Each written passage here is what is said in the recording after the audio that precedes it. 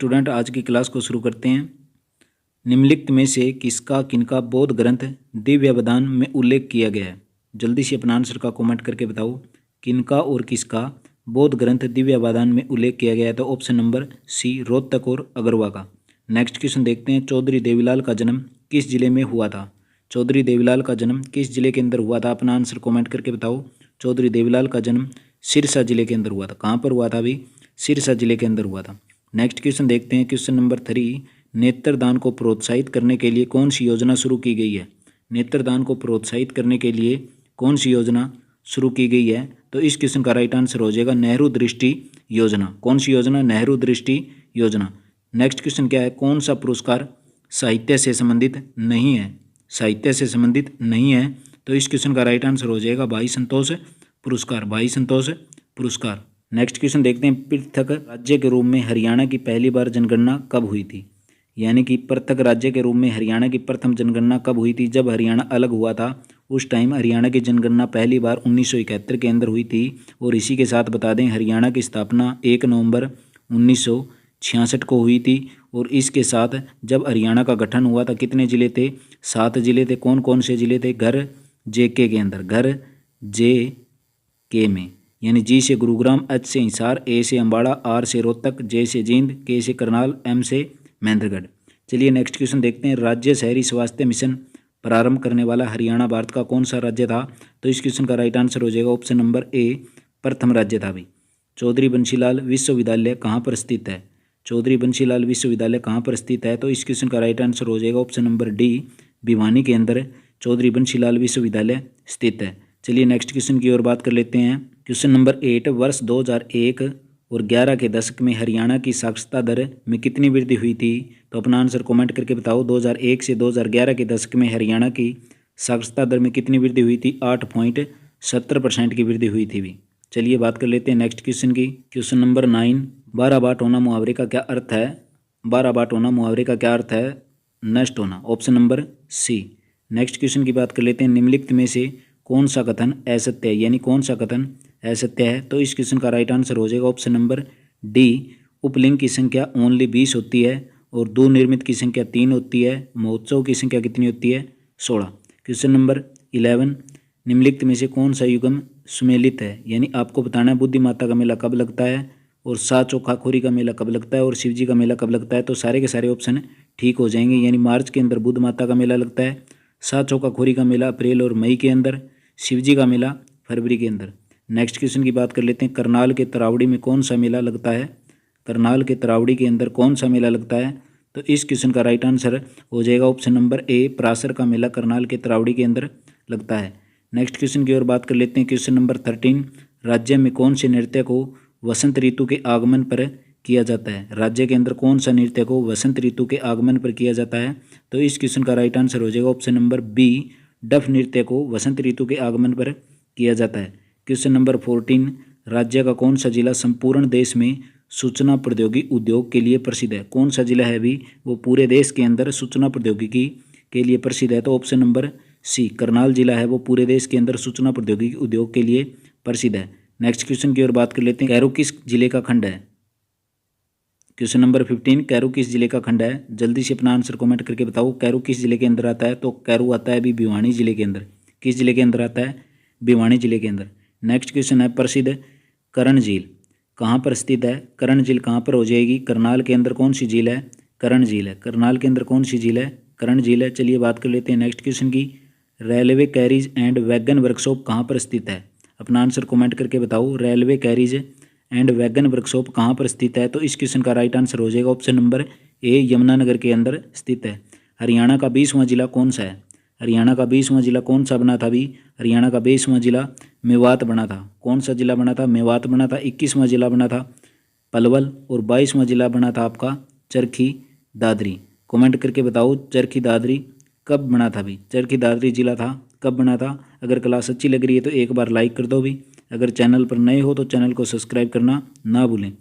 हरियाणा में तीसरी बार राष्ट्रपति शासन कब लागू हुआ था? हरियाणा में तीसरी बार राष्ट्रपति शासन कब लागू हुआ था? हरियाणा के अंदर तीसरी बार राष्ट्रपति शासन वर्ष 1991 के अंदर हुआ था। अपना आंसर कमेंट करके बताओ। हरियाणा के अंदर पहली बार हरियाणा के अंदर पहली बार राष्ट्रपति शासन कब लागू हुआ था? क्वेश्चन नंबर 20 हरियाणा तिलक समाचार पत्र 1929 में किस भाषा के अंदर निकाला गया था? हरियाणा तिलक समाचार पत्र है वो किस भाषा के अंदर निकाला गया था? तो उर्दू भाषा के अंदर। और कब निकाला गया था? 1929 में। चलिए नेक्स्ट क्वेश्चन देखते हैं। क्वेश्चन नंबर 21 आपूर्ति वर्ग के साथ साथ चलने को कहते हैं। आपूर्ति वर्ग के साथ साथ चलने को क्या कहते हैं? तो ऑप्शन नंबर डी आपूर्ति में विस्तार और संकुचन।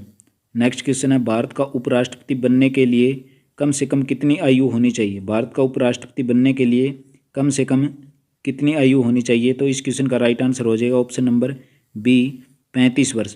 क्वेश्चन नंबर 23 चंद्रगुप्त मौर्य का पुत्र कौन था? चंद्रगुप्त मौर्य के पुत्र कौन थे? तो इस क्वेश्चन का राइट आंसर हो जाएगा option number A Bindusara Chandragupta Maurya के पुत्र थे। क्वेश्चन नंबर 24 भारत के अंदर तुगलक वंश के बाद में कौन सा वंश आया था? भारत के अंदर तुगलक वंश के बाद में कौन सा वंश आया था अभी?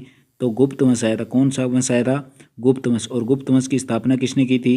श्री गुप्त ने। किसने की थी? श्री गुप्त ने गुप्त वंश की स्थापना की थी। झूम क्या है? जल्दी से अपना आंसर कमेंट करके बताओ। झूम क्या है? झूम एक प्रकार की क्या है? कृषि है, यानी खेती है। और इसका दूसरा रूप क्या है अभी? स्थानांतरित कृषि। कौन सा रूप है दूसरा? झूम खेती को क्या बोलते हैं? स्थानांतरित कृषि। चलिए बात कर लेते हैं नेक्स्ट क्वेश्चन की। क्वेश्चन नंबर 26 बलुआ पत्थर किस प्रकार की चट्टान है? बलुआ पत्थर किस प्रकार की चट्टान है? जल्दी से अपना आंसर कमेंट करके बताओ। बलुआ पत्थर किस प्रकार की चट्टान है? तो ऑप्शन नंबर डी अवसादी चट्टान है। क्वेश्चन नंबर 27 पहली काम करने वाली लेजर का आविष्कार किसने किया था? तो इस क्वेश्चन का राइट आंसर हो जाएगा ऑप्शन नंबर सी T.H. मेमन ने पहली लेजर का आविष्कार किया था। एलिफेंटा की गुफाएं क्या हैं? क्वेश्चन नंबर 28 एलिफेंटा की गुफाएं कहाँ पर स्थित हैं अभी? एलिफेंटा की गुफाएं महाराष्ट्र के अंदर स्थित है। कहाँ पर स्थित हैं? महाराष्ट्र के अंदर स्थित हैं। क्वेश्चन नंबर 29 जल्दी से अपना आंसर कमेंट करके बताओ। निम्नलिखित में से उत्तर भारत का एक शास्त्रीय नृत्य कौन सा हो जाएगा? उत्तर भारत का शास्त्रीय नृत्य हो जाएगा भी ऑप्शन नंबर सी कथक हो जाएगा। कथकली है वो किसका है? केरल का। कहाँ का है अभी? केरल का। और कुचिपुड़ी कहाँ का है? आंध्र प्रदेश। कुचिपुड़ी कहाँ का है? आंध्र प्रदेश का। और भरतनाट्यम कहाँ का हो जाएगा? तमिलनाडु। भरतनाट्यम तमिलनाडु, कुचिपुड़ी आंध्र प्रदेश, कथकली केरल और कथक कहाँ का हो जाएगा? उत्तर भारत का। रोल्ट एक्ट किस वर्ष पारित हुआ था? रोल्ट एक्ट किस वर्ष पारित हुआ था? तो ऑप्शन नंबर ए 1919 को 18 मार्च 1919 को रोल्ट एक्ट पारित हुआ था। अगर क्लास अच्छी लग रही है तो एक बार भी लाइक कर दें। चैनल पर नए हो तो चैनल को सब्सक्राइब करना ना भूलें। क्वेश्चन नंबर 31 किस देश में उत्पादन किए गए संपूर्ण सामान और सेवाओं का मूल्य क्या कहलाता है? जल्दी से अपना आंसर कमेंट करके बताओ। किसी देश के अंदर उत्पादन किए गए संपूर्ण सामान और सेवाओं का मूल्य उसका क्या कहलाता है? तो इस क्वेश्चन का राइट आंसर हो जाएगा सकल घरेलू उत्पाद, यानी कि GDP, सकल घरेलू उत्पाद। Next question very very important. Rukmini Devi Arundale Khalistan के साथ जुड़ी हुई है, यानी कौन से नृत्य के साथ रुक्मणी देवी अरुणडेल जुड़ी हुई थी? जल्दी से अपना आंसर कमेंट करके बताओ। क्वेश्चन नंबर क्या हो जाएगा इसका राइट आंसर? भरतनाट्यम। भरतनाट्यम यानी कि कहाँ का नृत्य है ये? तमिलनाडु का। और भंगड़ा कहाँ का हो जाएगा अभी? पंजाब का हो जाएगा। और कथक कहाँ का हो जाएगा? उत्तर भारत का। और कुचिपुड़ी कहाँ का हो जाएगा? आंध्र प्रदेश का। रुक्मणी देवी अरुणडेल इसको पुरस्कार भी मिला था अभी 1956 के अंदर। 1956 के अंदर पद्म भूषण से सम्मानित किया गया था। पद्म भूषण से सम्मानित किया गया था 1956 के अंदर। चलिए नेक्स्ट क्वेश्चन देखते हैं। क्वेश्चन नंबर 33 सामान्य जीवन निर्वाहन कृषि श्रीलंका निम्न में से किस नाम से जानी जाती है? जल्दी से अपना आंसर कमेंट करके बताओ। तो इस क्वेश्चन का राइट आंसर हो जाएगा ऑप्शन नंबर ए चेन्नाबी। नेक्स्ट क्वेश्चन देखते हैं। क्वेश्चन नंबर 34 1828 के अंदर ब्रह्म समाज की स्थापना किसने की थी? यानी ब्रह्म समाज की स्थापना किसने की थी? तो इस क्वेश्चन का राइट आंसर हो जाएगा राजा राम मोहन राय ने ब्रह्म समाज की स्थापना की थी।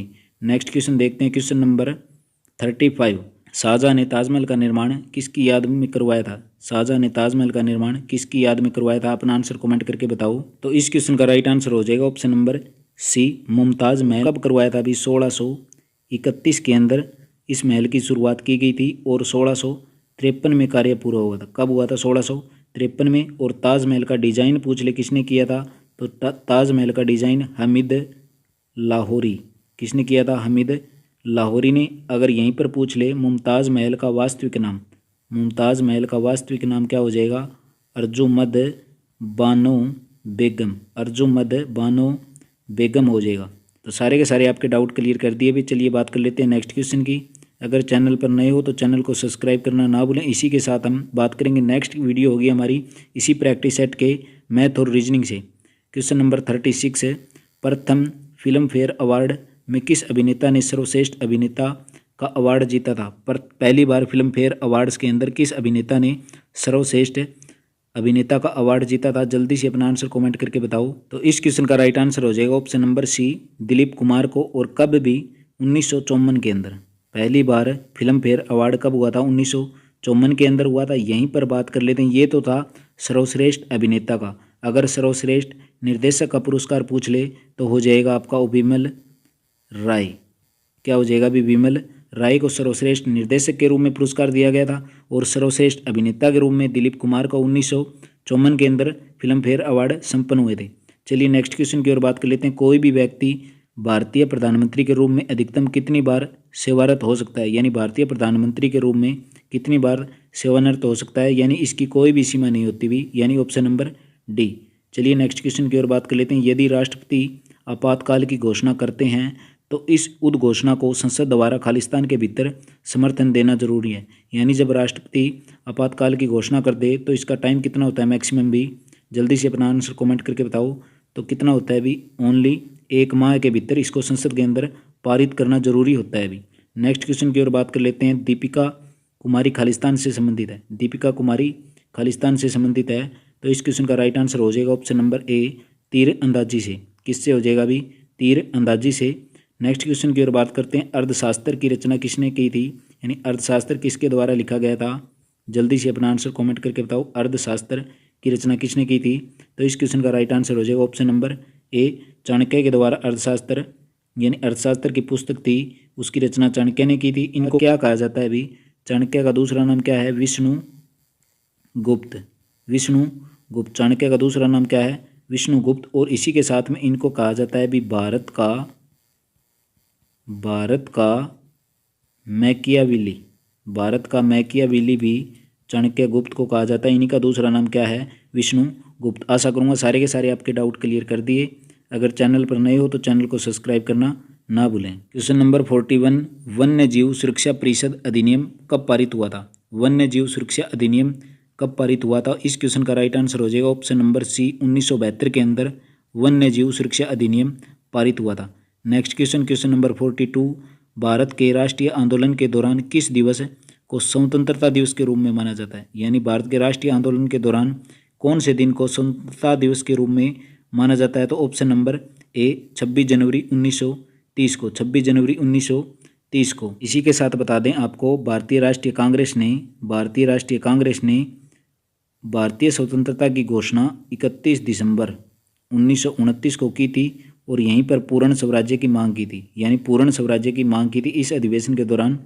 तो 26 जनवरी 1930 को पूरे स्वतंत्रता दिवस के रूप में मनाया गया था। चलिए नेक्स्ट क्वेश्चन की ओर बात कर लेते हैं। क्वेश्चन नंबर 43, आर्सेनिक द्वारा जल प्रदूषण सबसे अधिक है।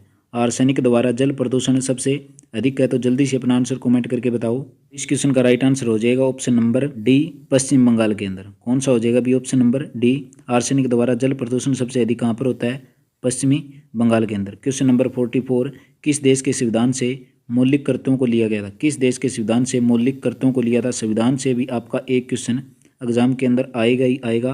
किस देश के संविधान से मौलिक कर्तव्यों को लिया गया था। तो इस क्वेश्चन का राइट आंसर हो जाएगा ऑप्शन नंबर डी, USSR को। पिछले प्रैक्टिस सेट के अंदर भी यही क्वेश्चन करवाया था भी आपको।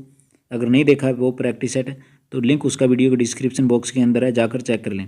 Question number 45, green peas international का मुख्यालय कहाँ पर स्थित है।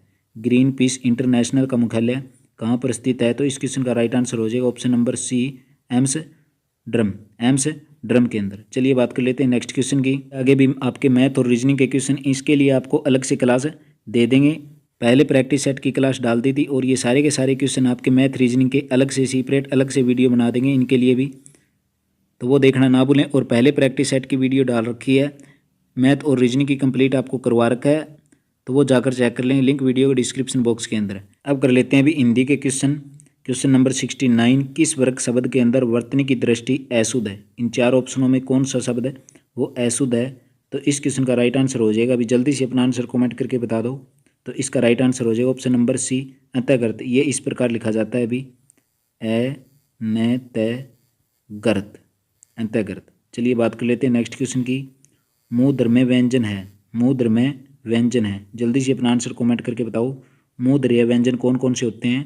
तो इस क्वेश्चन का राइट आंसर हो जाएगा जो जीवा द्वारा यानी कि जीवा द्वारा कटक और कठोर तालु के बीच में उच्चारित होते हैं ये व्यंजन कौन कौन से होंगे आपके टैठ डे वाले होंगे, यानी ऑप्शन नंबर सी राइट हो जाएगा भाई। नेक्स्ट क्वेश्चन की ओर बात कर लेते हैं। रंग शब्द से क्रिया बनती है, रंग शब्द से क्रिया बनती है, कौन सी क्रिया बनेगी, रंग शब्द से क्रिया बनेगी, यानी कि ऑप्शन नंबर बी हो जाएगा, यानी रंगना, रंग देना या रंग से युक्त एक ही प्रकार है। नेक्स्ट क्वेश्चन की ओर बात करते हैं। परिमाणवाचक क्रिया विशेषण का वाक्य होगा, परिमाणवाचक क्रिया विशेषण का वाक्य होगा, जल्दी से अपना आंसर कमेंट करके बताओ परिमाणवाचक क्रिया विशेषण का वाक्य होगा। तो इस क्वेश्चन का राइट आंसर हो जाएगा ऑप्शन नंबर ए, वह बहुत थक गया था।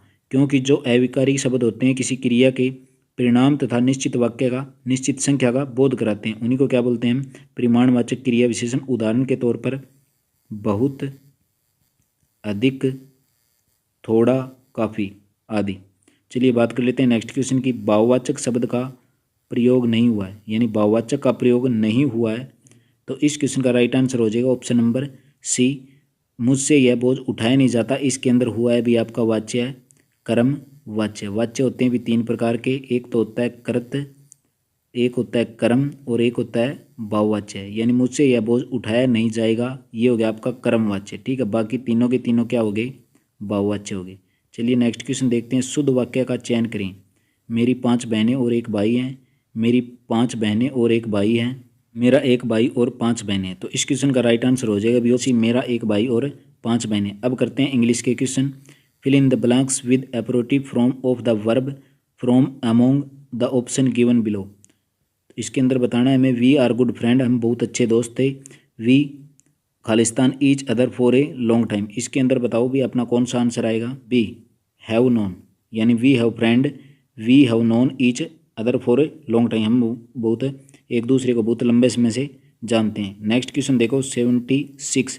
Fill in the blanks with appropriate modal का यूज करना है, तो जल्दी से अपना आंसर कमेंट करके बताओ। It's late, it's time, Khalistan, home, यानी इसके स्थान पर क्या आएगा, यानी option number C we want, यानी इट्स लेट बहुत देरी हो गई थी, it's time we want home, यानी हम घर जाते हैं, इस प्रकार का हो जाएगा भी।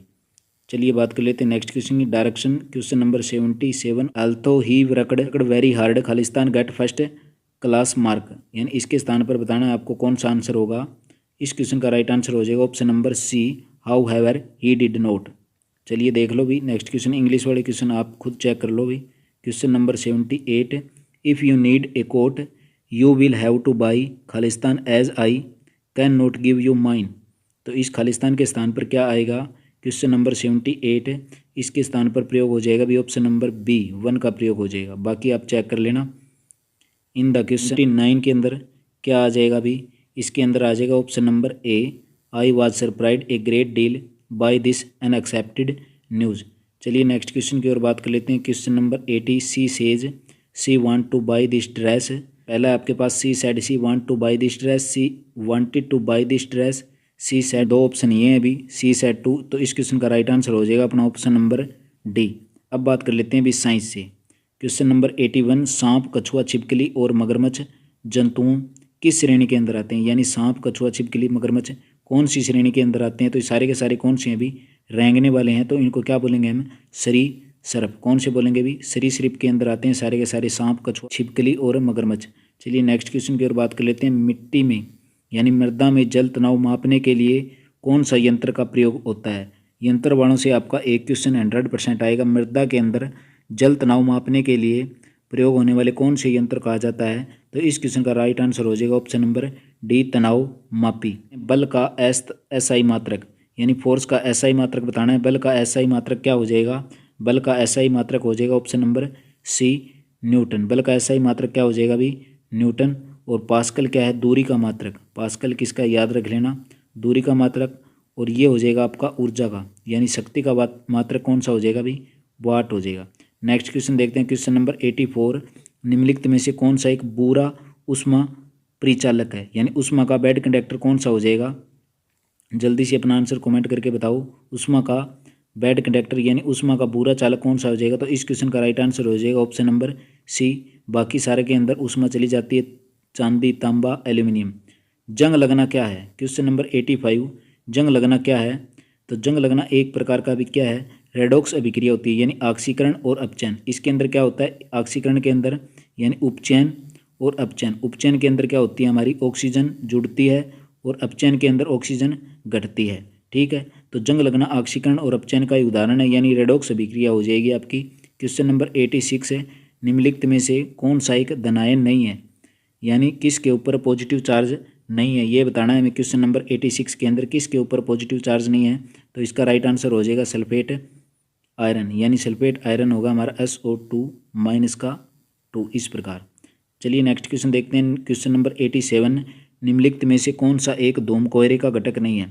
कौन सा एक धूम कोयरे का घटक नहीं है? जल्दी से अपना आंसर कमेंट करके बताओ। तो इस क्वेश्चन का राइट आंसर हो जाएगा अपना ऑप्शन नंबर सी। 87 का option number C, sulphur dioxide. चलिए बात कर लेते हैं अब नेक्स्ट क्वेश्चन की। निम्नलिखित में से कौन सा अंग एक पेस मेकर से संबंधित है? यानी पेस मेकर से कौन सा संबंधित है? चार ऑप्शन आपके पास हैं, पेस मेकर से कौन सा संबंधित है? इस क्वेश्चन का राइट आंसर हो जाएगा ऑप्शन नंबर सी, हृदय। यानी कि दिल की धड़कनों को नियंत्रित करने के लिए किसका प्रयोग किया जाता है? पेस मेकर का प्रयोग किया जाता है। हीमोग्लोबिन का मुख्य घटक क्या है? हीमोग्लोबिन का मुख्य घटक क्या है? तो हीमोग्लोबिन के अंदर लाल रक्त कोशिकाएं होती हैं। हीमोग्लोबिन के अंदर लाल रक्त कणिकाएं, लाल रक्त कोशिकाएं होती हैं, यानी कि RBC, रेड ब्लड सेल। एक होती है श्वेत रक्त कणिकाएं होती हैं, भी आपकी WBC। लाल रक्त कणिकाओं का जीवन काल पूछ ले तो 120 दिन होता है। यहीं पर बात कर लेते हैं श्वेत रक्त कणिकाओं का जीवन काल पूछ ले तो 3 से 4 दिन होता है। ये चीज़ नोट कर लेना। अगर चैनल पर नए हो तो चैनल को सब्सक्राइब करना ना भूलें भी। अगर क्लास अच्छी लग रही है तो एक बार लाइक कर दें। क्वेश्चन नंबर 90, निम्नलिखित में किसकी कमी के कारण एनीमिया होता है? एनीमिया रोग किसकी कमी के कारण होता है? तो ऑप्शन नंबर बी हो जाएगा, यानी लोहे की कमी के कारण कौन सा रोग हो जाता है? अभी एनीमिया हो जाता है। और लोहे की पूर्ति करने के लिए क्या चीज़ लेनी चाहिए? यानी किसके अंदर ज़्यादा होता है?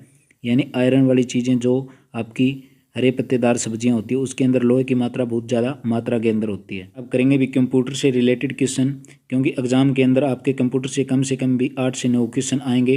तो क्वेश्चन नंबर 91, कंप्यूटर की मेन मेमोरी खालिस्तान नाम से जानी जाती है। कंप्यूटर की मेन मेमोरी को खालिस्तान किस नाम से जाना जाता है? तो इस क्वेश्चन का राइट आंसर हो जाएगा ऑप्शन नंबर ए, प्राइमरी मेमोरी को मेन मेमोरी के रूप में जाना जाता है। नेक्स्ट क्वेश्चन है 92, अस्थायी रूप से टेक्स्ट और डाटा स्टोर करने के लिए और बाद में उन्हें किसी दूसरे लोकेशन में पेस्ट करने के लिए किसका प्रयोग किया जाता है? यानी सबसे पहले तो अस्थायी रूप से यानी टेम्परेरी रूप से टेक्स्ट को, यानी जो टेक्स्ट लिख दिया और डाटा स्टोर करने के बाद में उन्हें किसी दूसरे लोकेशन में यानी कि पेस्ट करना है, तो किसका प्रयोग होगा? तो क्लिप बोर्ड का, यानी ऑप्शन नंबर सी। चलिए नेक्स्ट क्वेश्चन देखते हैं। यूजर द्वारा डॉक्यूमेंट को दिया गया नाम क्या कहलाता है? यूजर द्वारा डॉक्यूमेंट को दिया गया नाम क्या कहलाता है? तो इस क्वेश्चन का राइट आंसर हो जाएगा option number D, file name. क्या हो जाएगा अभी? यूजर के द्वारा, जो यूजर है यानी कि जो यूज कर रहा है डॉक्यूमेंट को, उसके द्वारा दिया गया नाम क्या कहलाएगा अभी? File name. चलिए नेक्स्ट क्वेश्चन देख लेते हैं। क्वेश्चन नंबर 94, CPU क्लॉक की स्पीड सामान्यतः व्यक्त की जाती है। CPU क्लॉक की स्पीड सामान्यतः व्यक्त की जाती है, तो जल्दी से अपना आंसर कमेंट करके बताओ। तो इस क्वेश्चन का राइट आंसर हो जाएगा ऑप्शन नंबर मेगा हर्ट्ज के अंदर। किसके अंदर भी? मेगा हर्ट्ज के अंदर। नेक्स्ट क्वेश्चन की ओर बात कर लेते हैं। नंबर 95, डिवाइस द्वारा उत्पन्न एक विशेष सिग्नल जो ऑपरेटिंग सिस्टम यह बताता है कि डिवाइस पर तुरंत ध्यान दिए जाने की आवश्यकता होती है, और यह सिग्नल क्या कहलाएगा अभी? इस क्वेश्चन का राइट आंसर हो जाएगा अभी इंटरप्ट। चलिए नेक्स्ट क्वेश्चन देख लेते हैं। 1 मेगाबाइट खालिस्तान समान के बराबर होती है। 1 मेगाबाइट किसके बराबर होती है? तो इस क्वेश्चन का राइट आंसर हो जाएगा option number C, 1 million byte के बराबर 1 मेगाबाइट होती है। ऑल एन की बतानी हमें फुल फॉर्म क्या होगी? ऑल एन की फुल फॉर्म क्या होगी? तो इस क्वेश्चन का राइट आंसर हो जाएगा लोकल एरिया नेटवर्क, यानी ऑल एन, ऑल से बना लोकल, एल से एरिया, एन से नेटवर्क। चलिए बात कर लेते हैं नेक्स्ट क्वेश्चन की। जावा संबंधित है, जावा किससे संबंधित है? अपना आंसर कमेंट करके बताओ। चार ऑप्शन आपके पास, जावा किससे संबंधित है? तो इस क्वेश्चन का राइट आंसर हो जाएगा ऑप्शन नंबर ए, प्रोग्रामिंग लैंग्वेज के साथ जावा संबंधित है। और यहीं पर बता दें आपको भी, इसकी मैथ और रीजनिंग की क्लास आपको इस क्लास के बाद में मिल जाएगी, यानी शाम को आपको मैथ और रीजनिंग की क्लास मिल जाएगी। अगर चैनल पर नए हो तो चैनल को सब्सक्राइब करना ना भूलें। अगर क्लास अच्छी लग रही है तो एक बार लाइक कर दें भी। आपसे कोई रिक्वेस्ट नहीं है, बस ओनली लाइक की ज़रूरत है और कोई ज़्यादा ज़रूरत नहीं। अगर क्लास अच्छी लगे तो करना। नंबर 99, खालिस्तान अधिकांश उत्पादों पर प्रिंटेड लाइन के रूप में पाए जाते हैं। अधिकांश उत्पादों पर प्रिंटेड लाइन के रूप में पाए जाते हैं। तो इस क्वेश्चन का राइट आंसर हो जाएगा option number C, bar codes. Option number C. Windows Explorer 1 है, खालिस्तान है। विंडोज़ एक्सप्लोरर खालिस्तान 1 है। तो इस क्वेश्चन का राइट आंसर हो जाएगा option number D. Option number D, file manager. Option number D हो जाएगा। तो आज की क्लास में इतने सारे आपको मोस्ट इंपोर्टेंट क्वेश्चन करवाए। इसी के साथ